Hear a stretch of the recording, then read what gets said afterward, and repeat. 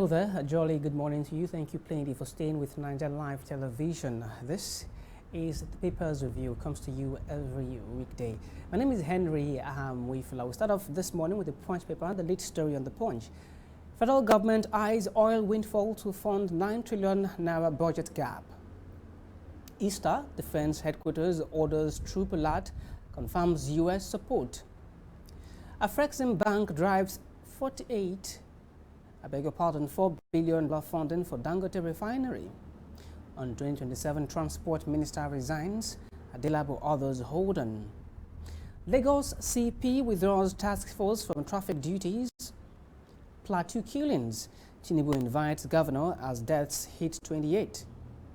And CBN sets tough cybersecurity timeline for banks. These are stories of the Punch paper. Another story there is around the faction tsunami. 27 reps dump PDP, others for APC and ADC. On the Vanguard paper this morning, we bring you a report from Jos Killings as Tinubu, Moftwang and NBA vowing justice.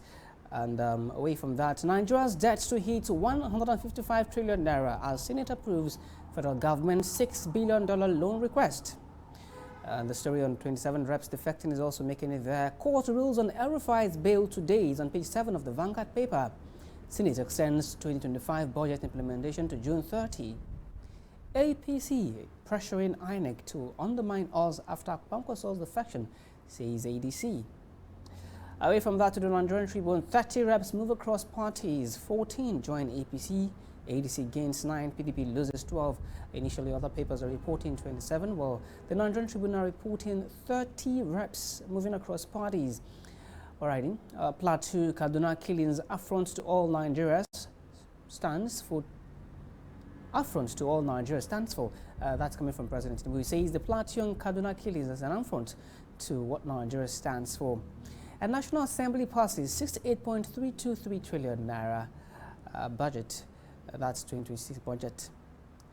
Away from that, court orders final forfeiture of UK house linked to Jeremiah Hussaini.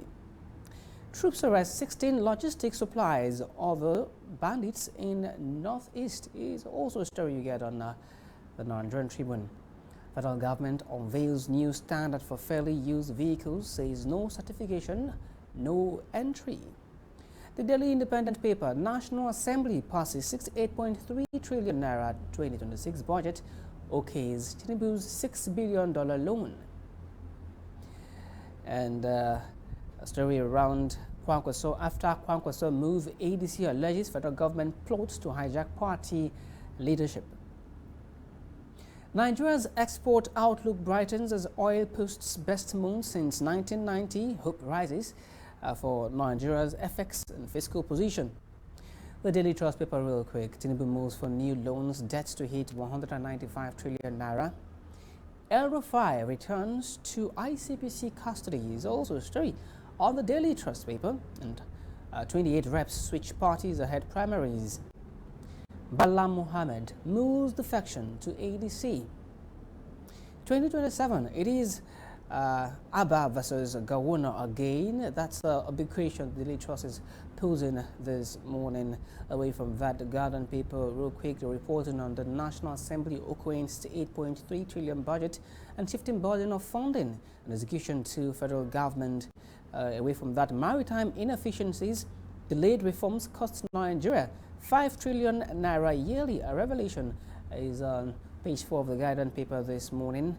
And also another revelation is around the airlines losing 32.5 billion to fight delays and cancellations in 1 year. Flight delays and cancellation go up 32.5 billion naira in 1 year. Stories you get off the Guardian paper, and this is also a revelation from the Minister of Aviation, Festus Keyamo. Right. Away from that to the Daily Sun, JAM releases 2026 mock UTM results, lists 20 CBC centers. Is a story by beside the nameplate of the Daily Sun paper.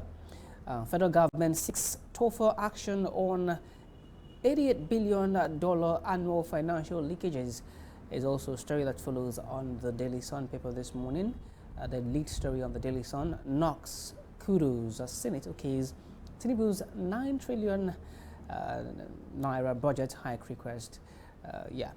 budget rises from 58.4 trillion naira to 68.3 trillion naira, and also they extend the 2025 budget to June 2026 as capital projects stall.